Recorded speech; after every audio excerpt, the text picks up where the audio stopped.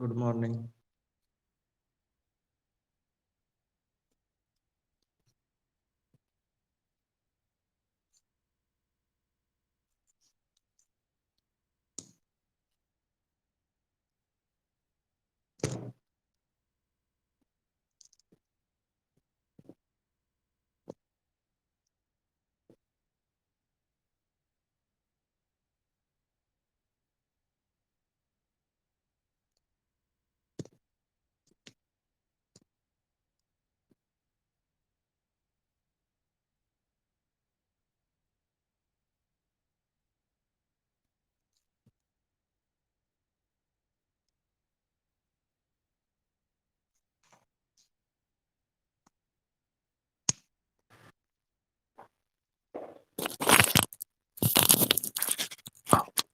Good morning students. आवाज़ clear है?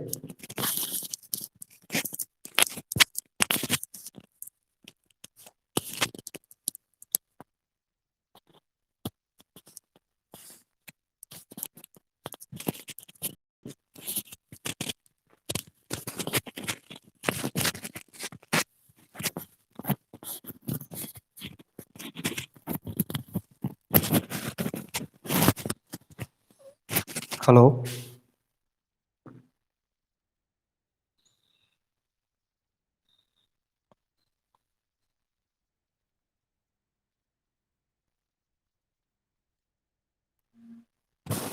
Hello.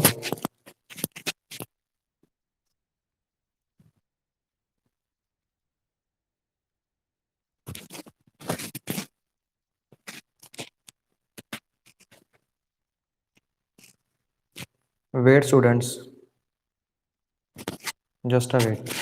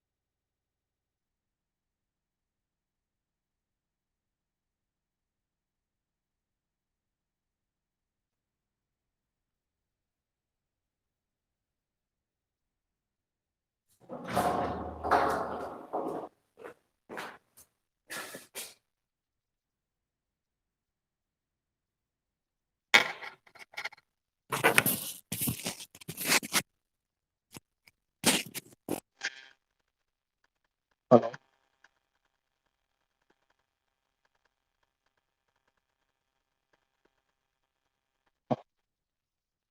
हाँ प्रभु, आवाज़ क्लियर आ रही है?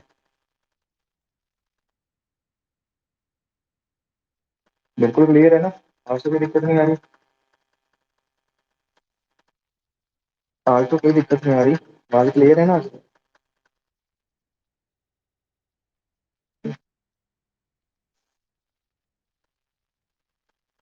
सभी को आवाज़ क्लियर है आज?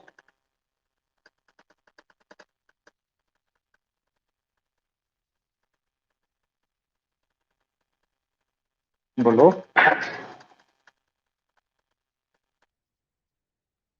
आबिद अली, आवाज़ क्लियर है? चलो ठीक है, करते हैं फिर start।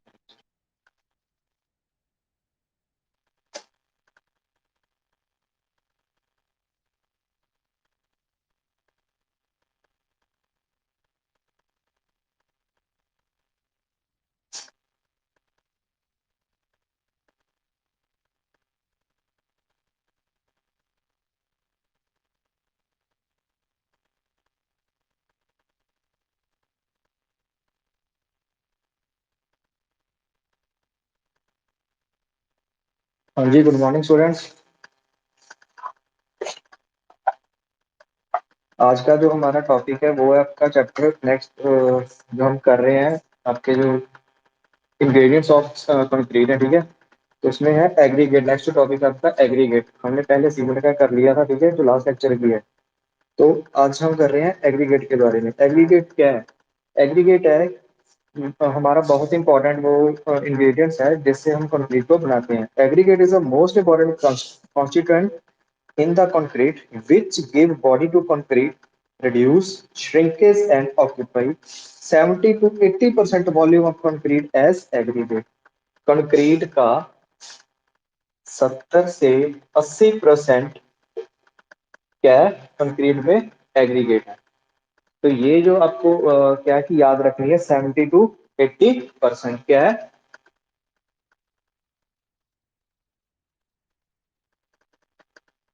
एग्रीगेट है 70 to 80% क्या है? एग्रीगेट कंक्रीट में, ठीक है। तो नेक्स्ट चलते हैं इसकी क्लासिफिकेशंस की ओर। आपको सिंपली बता दें, एग्रीगेट ये बोल रहे हैं जो आपको बजरी होती है ना, हम बिल्डिंग्स में यूज करते हैं, उसको बोल रहे हैं ये एग्रीगेट। स्टूडेंट्स अपने ना माइक ऑन करो। प्रभुचंद्र आबिद अली।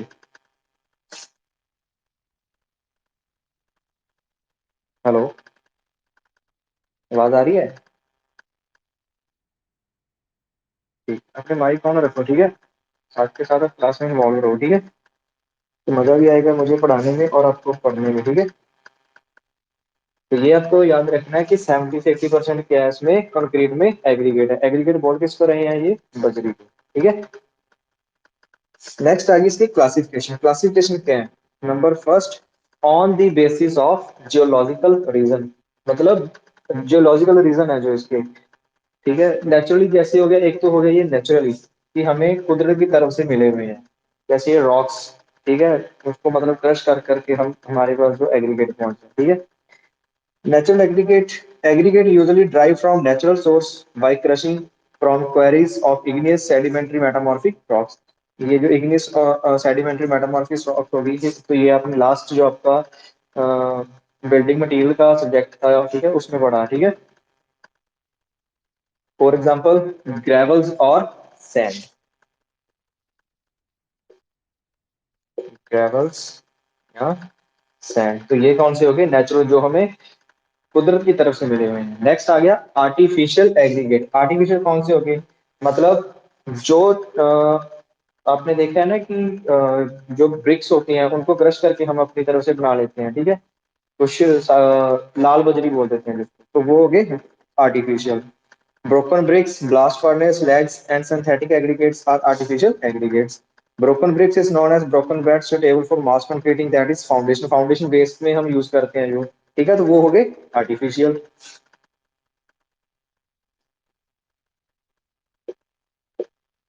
ब्रोकन ब्रिक्स, तो ये वाले कौन से हो गए हमारे पास? Artificial aggregate.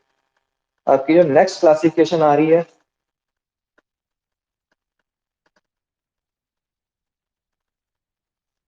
इसका ना मैं आपको पीडीएफ दे दूंगा, ठीक है।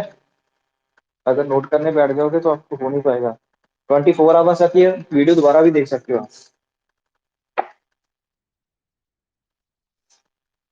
नेक्स्ट आ गया आपका बी, वो है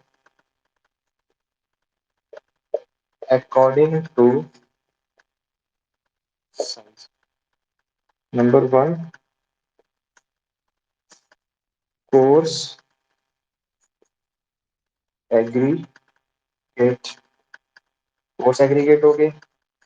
नेक्स्ट फाइन एग्री। हर क्वेश्चन प्रेजेंट है? हर क्वेश्चन, हर क्वेश्चन।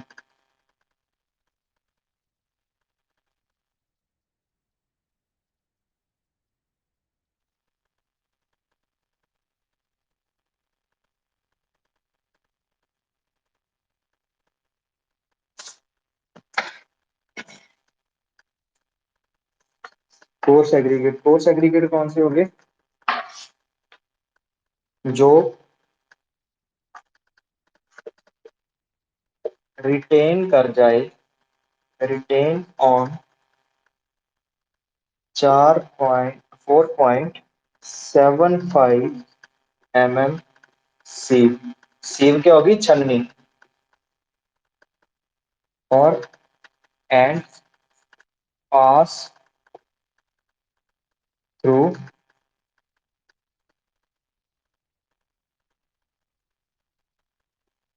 पास कर जाए 75 mm सीव। ठीक है, तो ये वाले कौन से हो गए कोर्स? जो रिटेन कर जाए 4.75 mm जो छननी है उसे पास कर जाए, ठीक है, सॉरी, रिटेन कर जाए उसके ऊपर मतलब रुक जाए, ठीक है, और पास करें 75 mm की जो सीव है, मतलब 75 mm की सीव से वो निकल जाए, और 4.75 mm की जो सीव है उस पर क्या कर जाए? रिटेन कर जाए, तो वो होते हैं कोर्स एग्रीगेट। ठीक है, और ये मिलते हमें नेचुरली है, नेचुरली, ठीक है, by artificial crushing of rocks. Rocks को जब हम आर्टिफिशियली क्या करते हैं? क्रश करते हैं। Next, maximum size of aggregate can be 80 mm। आपको ये कॉम्पिटिटिव एग्जाम में क्या पूछ लेंगे? कुछ ऑप्शंस आ जाएंगे आपके पास, तो वो 80 mm वाले, ये जो चार ऑप्शन होगी तो वो 80 mm वाला है, तो वो क्या है आपका? कोर्स एग्री। ठीक है, मैक्सिमम साइज है जो इसका, मैक्सिमम साइज है कोर्स एग्रीगेट। इसको स्टार कर लेना, आपके एग्जाम में पूछा जाएगा। ठीक है,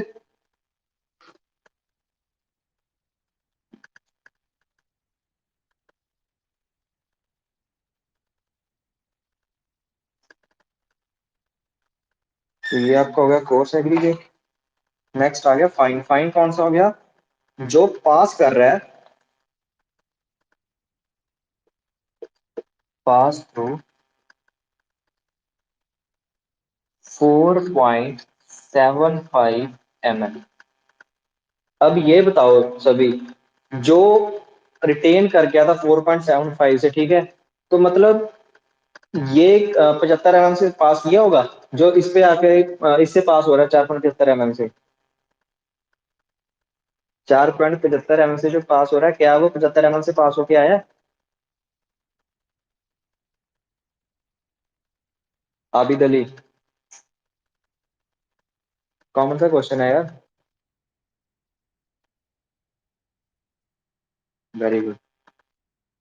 जो मतलब पहले क्या हो गया कि जैसे ये स्टेप्स हो गए, ठीक है, ये आपकी सीव लगी है 75 mm वाली, ठीक है, उसके बाद ये लगी है 4.75 mm वाली, ठीक है, उसके बाद ये मान लो कुछ आ गई 75 माइक्रोन वाली, इसके बाद में 2.75 कुछ ऐसी भी होती है, 2.75, उसके बाद आता है माइक्रोन का, ठीक है, मान लो ये 75 माइक्रोन, ठीक है,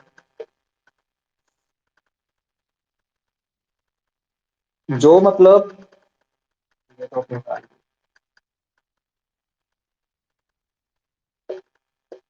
75 माइक्रोन, ठीक है, जो इस पे आके रिटेन कर गया, ठीक है, वो तो हो गया कोर्स। और जो इसमें से पास कर गया, मतलब इसमें से नीचे चला गया, ठीक है, तो वो वाला कौन सा हो गया? Fine aggregate. ठीक है, तो वो इस पे क्या कर गया? अब रिटेन करेगा, इस पे क्या कर रहा है? अब रिटेन, और इससे क्या कर रहा है? वो पास, तो वो वाला कौन सा हो गया? Fine aggregate. जो इसके ऊपर टेन कर गया, ठीक है, और यहां से तो पास होके आया ही है, यहाँ पे आके वो रुक गया, ठीक है, तो वो आपका कोर्स एग्रीगेट। समझ आई बात?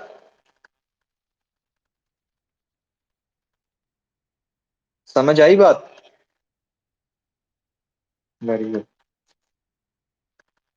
कंपिटेटिव एग्जाम में आपको पूछेंगे ये चीज, कोर्स एग्रीगेट कौन सा है, किसमें से पास होके आ रहा है, ये ऑप्शंस होगी आपके पास। ठीक है, सिलेबस तो आपका कवर हो ही रहा है, साथ में ये चीजें भी आप याद रखो। ठीक है,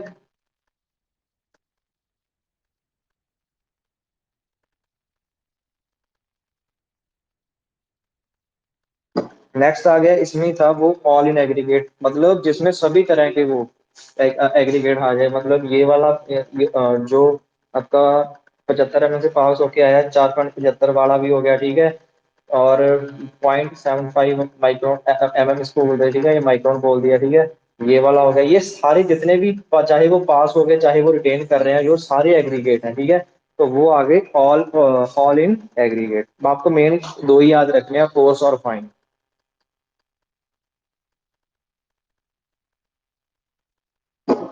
नेक्स्ट आ गया on the basis of shape.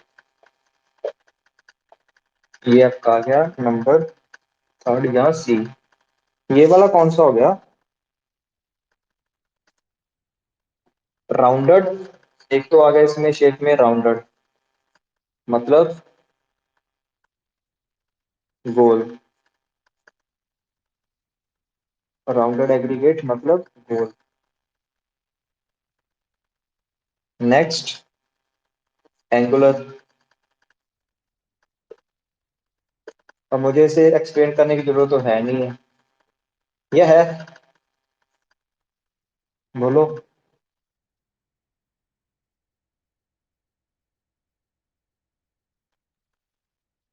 Angular की।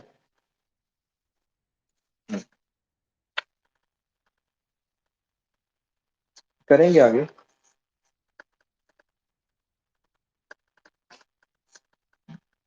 एंगुलर की होती। नेक्स्ट आ गया irregular aggregate. Irregular aggregate. Irregular कैसे हो गया? जैसे ये कोई शेप सी नहीं है इसकी, ऐसी टाइप होगा इरेगुलर। ठीक है।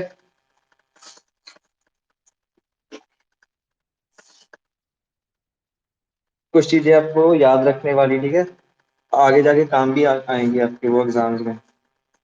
राउंडेड एग्रीगेट है, उसमें जो मिनिमम वॉइड्स होते हैं ना, मिनिमम वॉइड्स, उसकी ये रेंज है 32 से 33% इन कंक्रीट।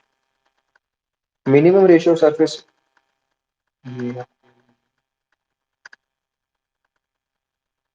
नेक्स्ट आ गया इरेगुलर का। इरेगुलर में कितनी होती है वॉइड्स की? 38 से लेके 40% वॉइड्स। ठीक है। नेक्स्ट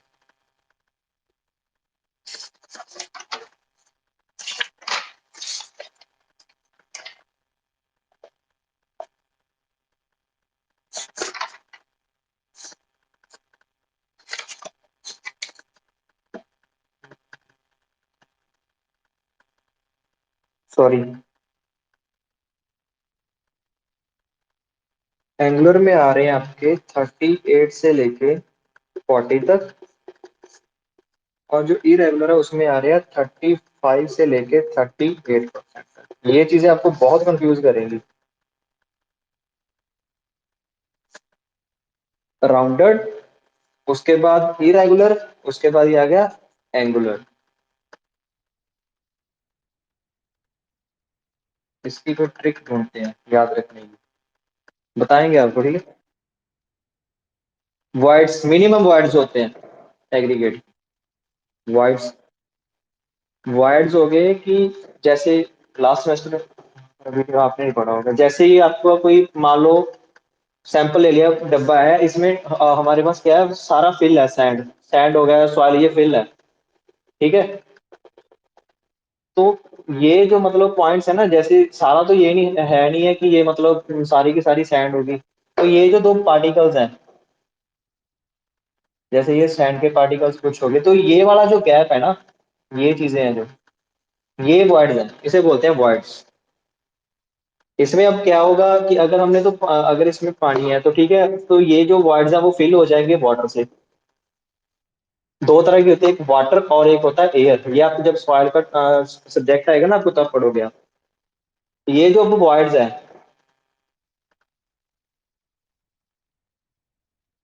ठीक है, ये वाले जो आपके वॉइड्स होंगे कुछ ऐसे, एक तो ये फिल होंगे आपके, जैसे मान लो कि वो से वाटर से, और सेकंड वन एयर, एयर भी तो होगी ना इसमें। इस चीज को बोलते हैं वॉइड्स। ये उसकी मिनिमम वॉइड्स है कंक्रीट में, कि इतनी परसेंटेज है, ठीक है।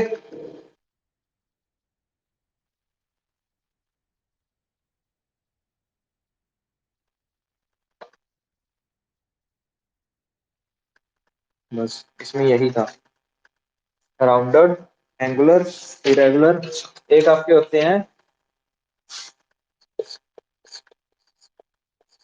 Flaky and elongated. फ्लैकी मतलब पतले और इलोंगेटेड मतलब लंबे। ये आपका ना वो कंक्रीट की जो लैब है उसमें है भी है, परफॉर्म करेंगे। तो क्लासेस का पता नहीं है वो प्रैक्टिकल का कैसे होना है।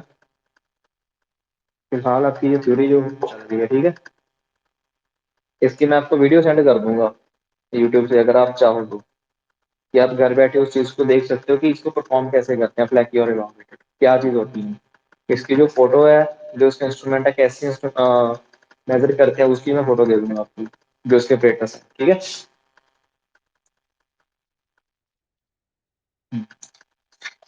उसके बाद जो टॉपिक आ रहा है,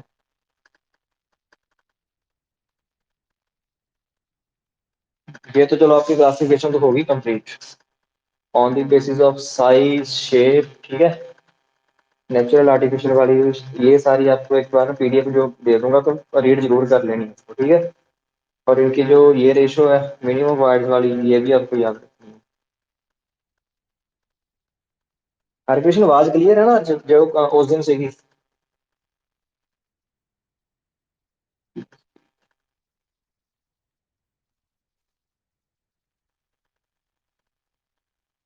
सिर्फ पापड़ी बना के धीरे में सोनो नाल नाल तैयारी करवाई जाती है, प्रैक्टिस।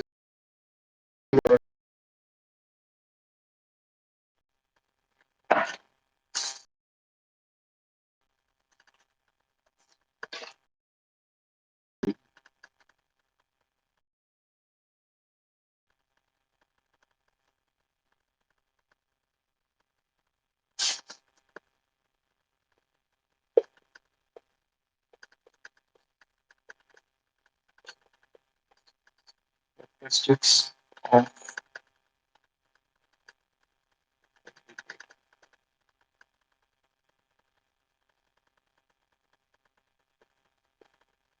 characteristics of a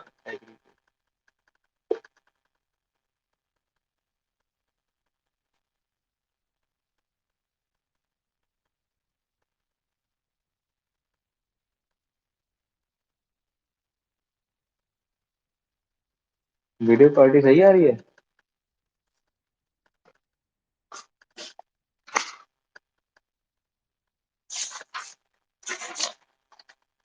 आपका जो फर्स्ट है इसमें,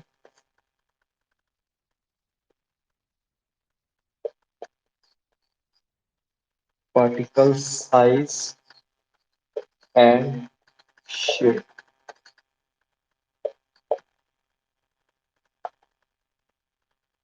ठीक है।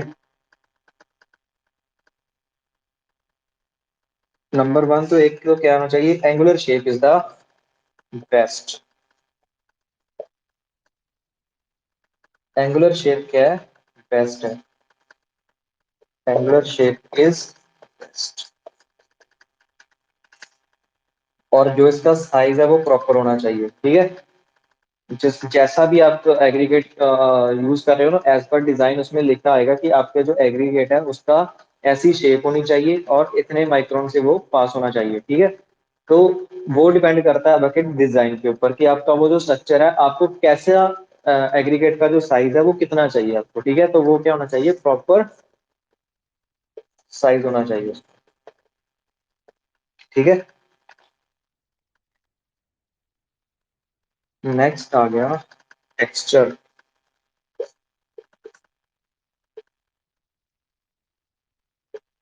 ठीक है। टेक्सचर का मतलब हो कि वो कितना स्मूथ है या कितना रफ है। जितना वो स्मूथ होगा, ध्यान से सुनना ये बात, अगर ता अगर वो स्मूथ है, ठीक है, तो उसकी वर्केबिलिटी क्या है,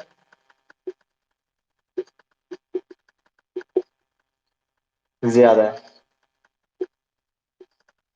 अगर वो स्मूथ है, अगर वो रफ है तो उसकी वर्केबिलिटी क्या है,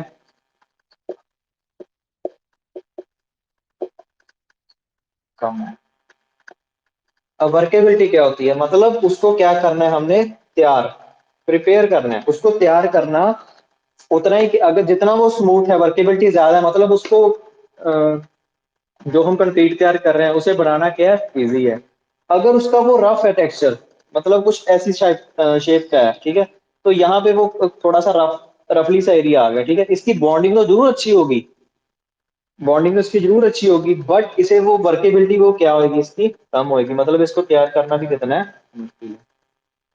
आपको एक चीज जरूर याद रखनी है, आपके काम भी आएगी चीज, आपको कोई भी पूछ ले कि हमने जैसे ही वो कोई चीज तैयार कर, जैसे ही आप बोलते हैं पीओपी की बात आ गई, ठीक है, पीओपी, प्लास्टर ऑफ पेरिस, ठीक है, तो हम घरों में क्या रखते हैं कि जैसे आजकल क्या चल रहा है कि हमारी जो प्लेटें हैं, हम जो स्टील हो गया, ठीक है, लोहे की तैयार करने लग गए हैं उसको, ठीक है, जितना मतलब वो लोहे की होगी ना, तो वो उसका सरफेस वो क्या था, हम कह देते हैं कि यार वो अच्छी दिखेगी, बट जब हम उसके ऊपर वो करते हैं, पीओपी करते हैं, प्लास्टर ऑफ पेरिस का वो लेयर लगाते हैं, तो उसकी जो बॉन्डिंग है उसके लिए हमें क्या करनी पड़ती है, एक या तो जाली सी लगानी पड़ती है, ताकि वो उसके ऊपर अच्छी पकड़ हो जाए पीओपी, या उसको हम क्या करते हैं, ग्राइंडिंग करते हैं उसकी छत के ऊपर, देखा है ना अपने, ग्राइंडर चला के उसको ऊपर रफ कर देते हैं पहले, तो वो रफ बनाने का मकसद क्या है कि हमारी जो बॉन्डिंग है उस चीज की वो क्या हो, अच्छी हो।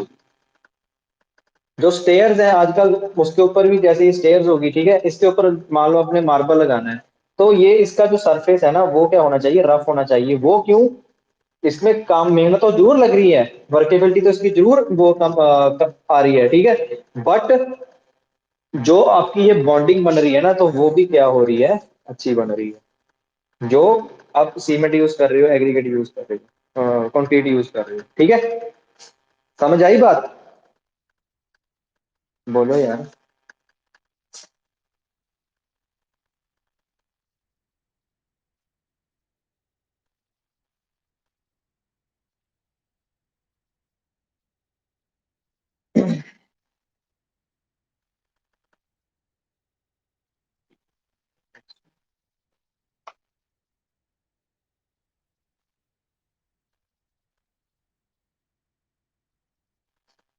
नेक्स्ट आ गई स्पेसिफिक ग्रेविटी, है एज पर डिजाइन, मैं बोल रहा हूँ ना, एज पर डिजाइन के ऊपर डिपेंड करता है कि आपको कौन सा चाहिए।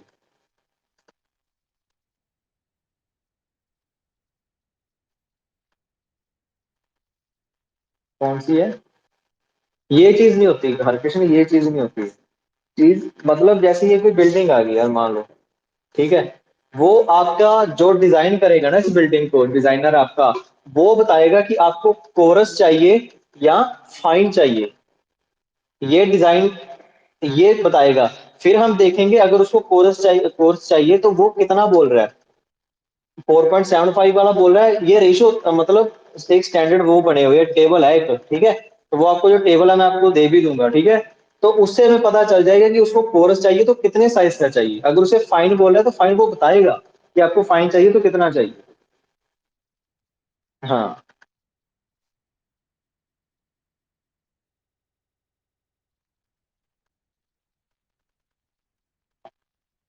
नेक्स्ट आएगी स्पेसिफिक ग्रेविटी, स्पेसिफिक ग्रेविटी क्या है,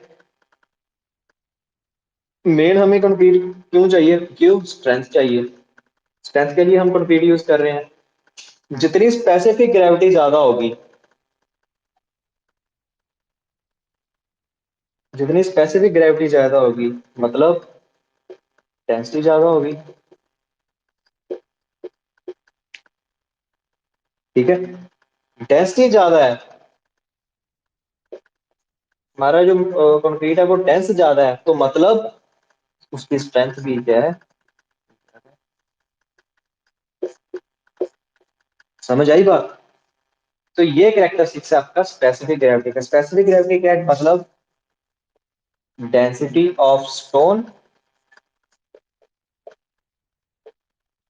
ओवर डेंसिटी ऑफ वाटर,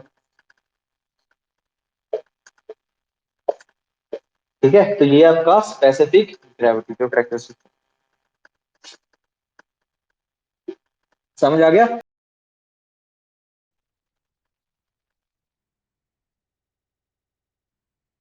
और ये जो इसका वो याद रखनी है, स्पेसिफिक ग्रेविटी कितनी होनी चाहिए, 2.6 से लेके 2.7।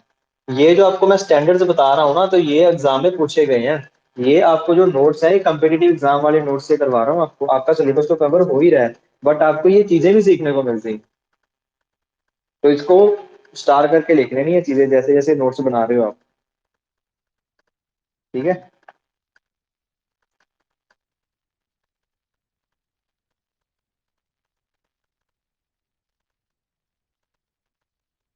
डायरेक्ट ऐसे ही पूछते हैं वो कितनी एग्रीगेट की जो स्पेसिफिक ग्रेविटी होनी चाहिए, तो उसकी वो रेंज क्या है, कहाँ तक वेरी कर रही है, क्या कहाँ तक कर रही है, 2.6 से 2.7। नेक्स्ट आपका आ गया बल्क डेंसिटी। बल्क डेंसिटी मतलब total weight of aggregate over volume. मतलब वही बात आ गई, डेंस ज्यादा है,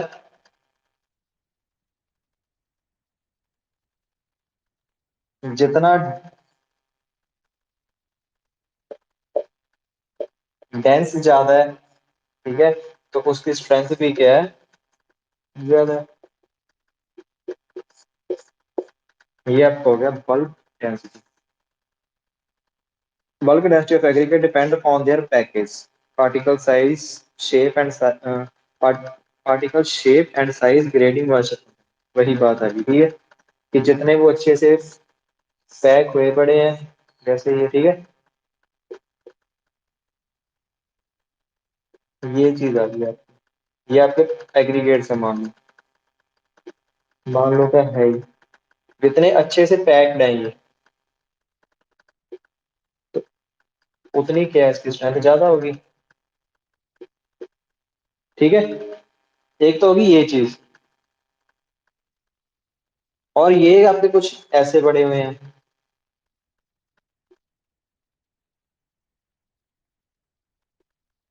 अब इसकी स्ट्रेंथ ज्यादा होगी ना,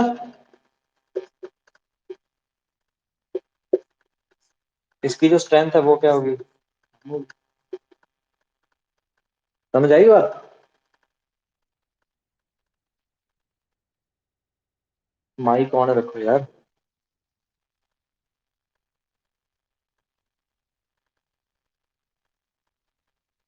बल्क डेंसिटी हो गया, नेक्स्ट आपका आ गया वाटर अब्जॉर्प्शन।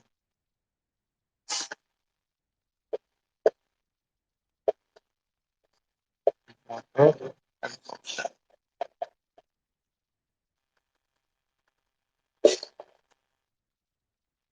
जितना वो पानी ज्यादा अपने में एब्जॉर्ब करेगा,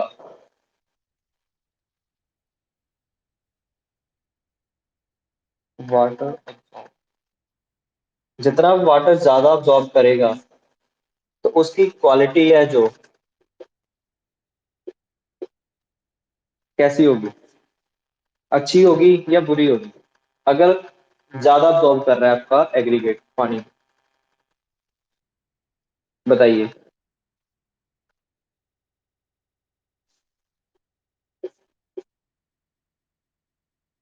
मैं बात एग्रीगेट की कर रहा हूँ।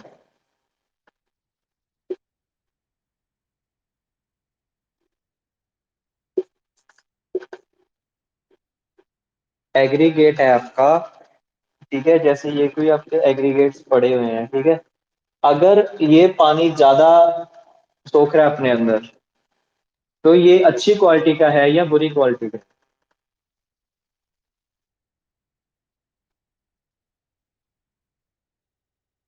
है,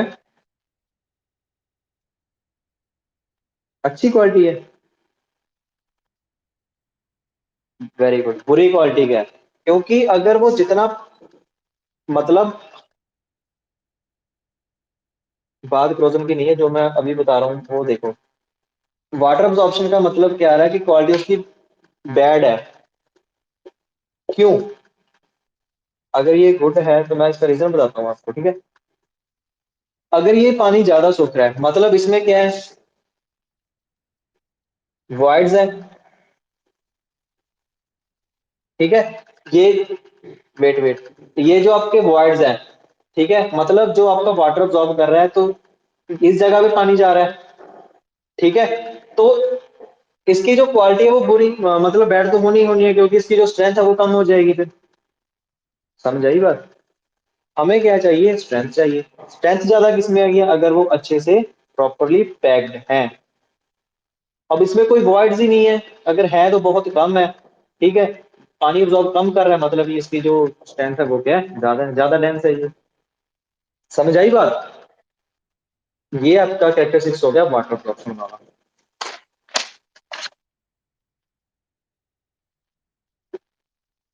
दो रह गए, बस इसके बाद आज की क्लास होती है।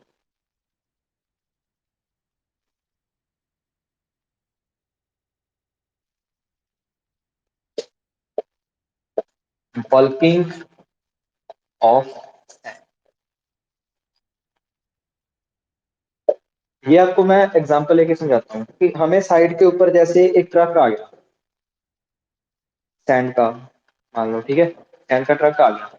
तो उसमें क्या है कि आपने देखा होगा कि जो फाइन सैंड आ रही है उसमें क्या है, चाहे सैंड आ रही है आपके पास, चाहे वो फाइन आ रही है या कोर्स सैंड आ रही है, तो उसके ऊपर क्या है कि पानी होता है, उसमें पानी डाल के लेकर आते हैं ताकि वो जब ट्रांसपोर्ट हो रहा है तो वो उड़े ना, है ना। तो देखो हमारी साइड के ऊपर जैसे जैसे ये ट्रक आ गया आपका, जितनी मात्रा हमें चाहिए, जैसे ये आपका कोई कंक्रीटिंग हो रहा है, हमें जितनी मात्रा उसकी सैंड की चाहिए, ठीक है। तो अब तो इसमें पानी भी है, ठीक है, उसके जो वॉइड्स हैं वो फिल हुए पड़े हैं ऑलरेडी। जितनी मात्रा है उसमें, जैसे ही मान लो कुछ आपको 60% चाहिए। अब ये 60 तो हमें पूरा मिल ही नहीं रहा। 60 हमने बोला कि हमें 60% सैंड चाहिए, 60 तो हमें मिल ही नहीं रहा। हम 60 तो चलो आ रहा है, बट उसमें 30% क्या है? ऑलरेडी वाटर है, या 40% वाटर है ना। बस यही यही बात है कि ये आपका जो करेक्टरिस्टिक्स है वो आपका एग्रीगेट का ये, मतलब समझाने का मतलब क्या है इस चीज को कि हमें जितनी मात्रा में जो चीज चाहिए हमें उतनी मात्रा में नहीं मिल रही है, तो हम वो at the spot on site के ऊपर हम वो चीज को क्या कर दें, साइट कि हमें वो कवर कर जाए। हमें जितनी मात्रा चाहिए हम उतनी प्रॉपर मिले, तो इसको हम कैसे करेंगे कवर? जहां पे हमें 60 चाहिए तो वहां पे हम कितना परसेंटेज ले लेंगे? 80 ले लेंगे या 90, एज पर साइट के ऊपर। वो क्या हम विजिट कर देखेंगे उसको कि पानी की मात्रा है तो इसमें कितनी है, ठीक है। समझ आ गई बात? एग्जांपल लेके आपको ये पॉइंट क्लियर कर दिया मैंने। अब इसकी जो थ्योरी है वो आपको खुद ही तरफ से मैं जो आपको पीडीएफ दूंगा, कैसे भी आप उसको चाहे बना के लिख लेना, चाहे अपनी वो नोटबुक बुक से जो लिखा हुआ है उसको कॉपी कर सकते हो।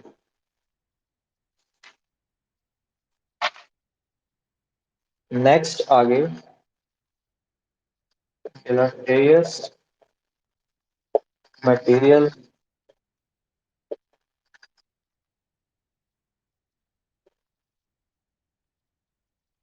soundness, मतलब खतरनाक जो हमारे वो मटेरियल हो गया, लाइक सिल्ट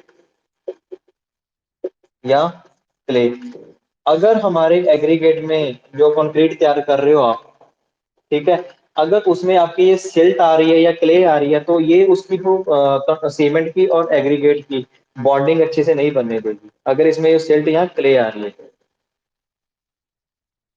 सिंपल सी बात है।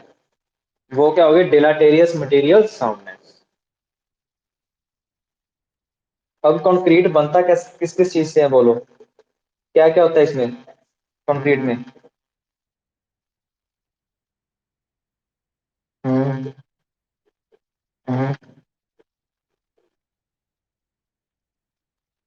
वाटर सैंड, बस।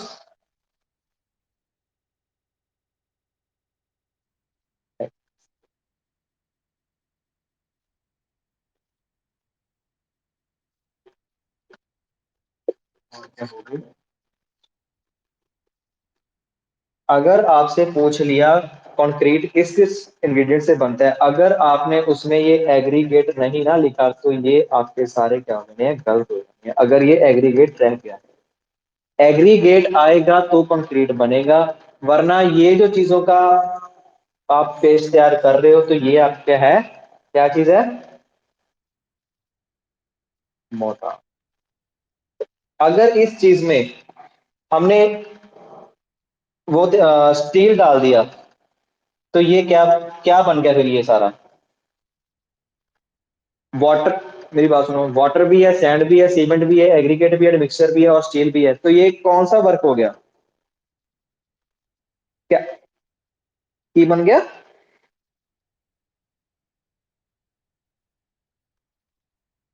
टेक्निकली बीम को ही ना बोलोगे, बीम तो एक हो गया ये, जैसे हॉरिजॉन्टल मेंबर हो गया, हम तो इसे कॉलम में भी यूज करते हैं, कॉलम है, तो इसे भी आप बीम बोल दोगे। अगर उसने पूछ लिया जैसे ये कोई वर्टिकल मेंबर है, इसमें आपका वाटर भी है, सैंड भी है, सीमेंट भी है, एग्रीगेट और स्टील भी है, तो इसमें क्या बोल दोगे आप, इसे भी बीम बोल दोगे। मैंने तो ये पूछा है, वाटर भी है, सैंड भी है, सीमेंट भी है, एग्रीगेट भी है, मिक्सचर भी है और स्टील भी है, तो इस सारे मिक्सचर को हम क्या बोलेंगे।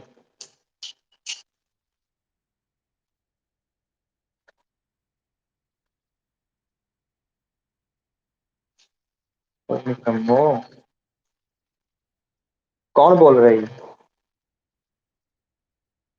किसका जवाब आया ये?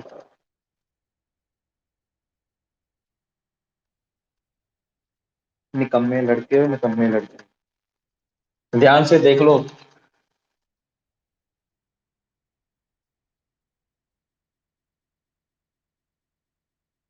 अब कान खोल के बैठियो।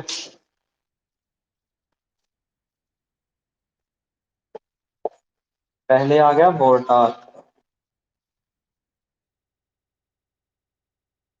Cement plus sand plus water plus admixture.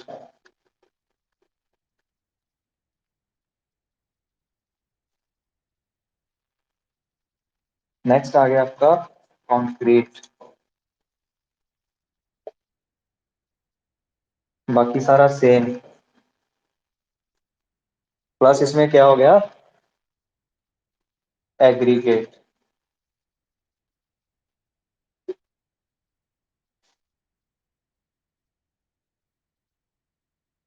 Plus ये ऊपर वाला सारा सेम, इसमें अब आपका आ रहा है स्टील, तो ये क्या बन गया आपका, रेनफोर्स्ड सीमेंट कंक्रीट, ये बना है रेनफोर्स्ड सीमेंट कंक्रीट। अब लग गया पता, आरसीसी, आरसीसी स्ट्रक्चर्स,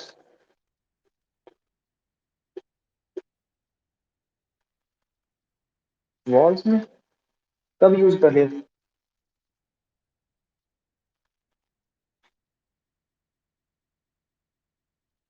वो आरसीसी वर्क हो गया ना, आरसीसी वर्क ही हो गया ना।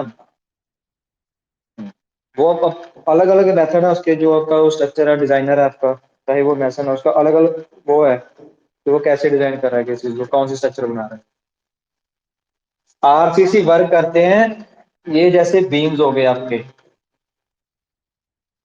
इसमें आपने जो जहां पे आपने सरिया डाल दिया वो आपका बन गया आरसीसी स्ट्रक्चर, जिसमें आपने एग्रीगेट डाल दिया, ठीक है, और इसमें कोई सरिया नहीं है, तो ये आपका हो गया कंक्रीट, ठीक है, जिसमें आपने बस ये जो आपका एग्रीगेट नहीं डाला, ठीक है, ये वाला हो गया, तो ये आपका बन गया मोर्टार।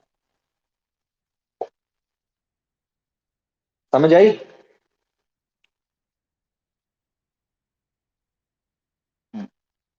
तो आज का जो आपकी क्लास है यही ओवर होती है, ठीक है, आपको अच्छे से अब पढ़ लेनी इसको, इसका पीडीएफ है जो आपको मिल जाएगा। कोई डाउट?